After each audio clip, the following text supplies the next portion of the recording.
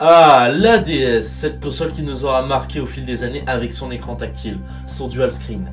Plein de concepts marquants et rigolos sont sortis sur cette console. Mais au cœur de tous ces jeux se cachent des jeux oubliés et qui pourtant sont très originaux, comme le jeu dont je vais vous parler aujourd'hui. Ghost Trick, ou en français Tour de Fantôme, jeu sorti en 2011 en fin de vie de la console. Imaginé par Shu Takumi, le papa des Ace Attorney. Un jeu absolument incroyable, où l'on incarne un spectre du nom de Cecil qui doit résoudre un mystère. Quel est ce mystère? Délucider son assassinat. Qui l'a tué? Qui est-il? Etc. etc. Avant de parler du jeu en lui-même, je tiens à faire quelques petites parenthèses. Premièrement, j'ai déjà fait un thread Twitter sur ce jeu il y a 6 mois de cela sur mon compte Twitter. Je le mettrai dans la description si vous êtes tenté de le lire après avoir vu cette vidéo. Et deuxièmement, j'ai mis des chapitres sur la vidéo avec écrit spoiler et non spoiler. J'ai fait ça pour les gens qui veulent découvrir le jeu par eux-mêmes et du coup ne pas gâcher leur plaisir. Tout comme je vous ai dit au début, on commence le jeu et on se retrouve dans une décharge avec une fille et un gars lui pointant une arme sur elle. Notre corps est au milieu, affalé, mort, on se dit que c'est trop tard, qu'elle va se faire tuer. Mais une voix retentit et nous demande de la sauver. On peut se déplacer à l'aide de notre âme qui représente une flamme bleue et nous devons nous déplacer avec des noyaux qui représentent les objets. Pour la sauver, nous pourrons nous déplacer en appuyant sur le bouton fantôme et nous pourrons par exemple lever une barrière, jouer de la guitare, etc. en appuyant sur le bouton tour. Mais au bout d'un moment, nous n'avons pas assez de distance pour atteindre un autre objet et elle se fait tuer. Mais on découvre à l'aide de la langue qui s'appelle Ré, la voix qui nous a averti au début, que nous pouvons remonter le temps jusqu'à 4 minutes. On découvre ce qui s'est passé avant que le tueur n'arrive. Après la cinématique, on entre en action, on remonte en interagissant avec Tour et Fantôme, on lève un drapeau à l'aide d'un ventilateur, et on parvient finalement à sauver la fille en lâchant un boulet d'une grue au tueur, et a du coup changé le destin. Maintenant que vous avez compris en quoi consistait le jeu, je vais faire part de mon avis personnel. Le jeu pour son époque était quand même incroyable, il exploite à fond l'écran tactile de la Nintendo DS. Je trouve que c'est un des points forts du jeu. Il y a très peu de musique dans le jeu mais sont oufissimes. Elles évoquent un peu le stress, je pense à la musique quand tu dois sauver quelqu'un de la mort. Au fil du temps, la musique s'accélère.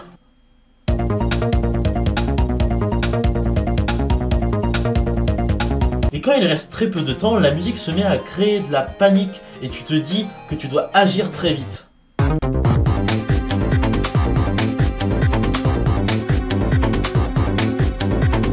Et c'est ça que j'adore, cette tension tout au long du jeu, c'est vraiment plaisant.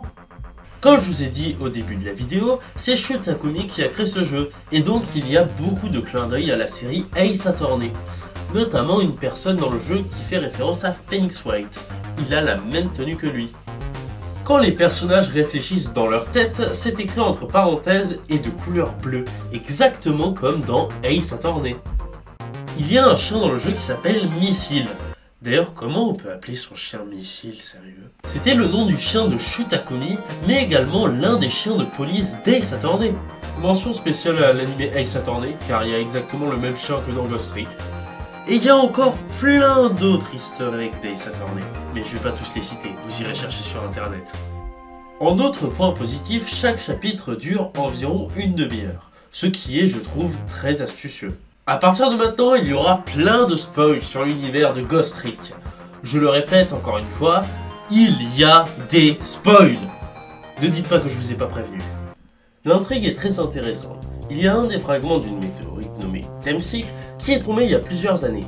Et ce serait donc pour cela que Cecil a donc les pouvoirs de se diriger vers les objets. On peut se dire que le gameplay est déjà superbe avec Cecil qui peut se déplacer d'objet en objet, mais ce n'est pas tout.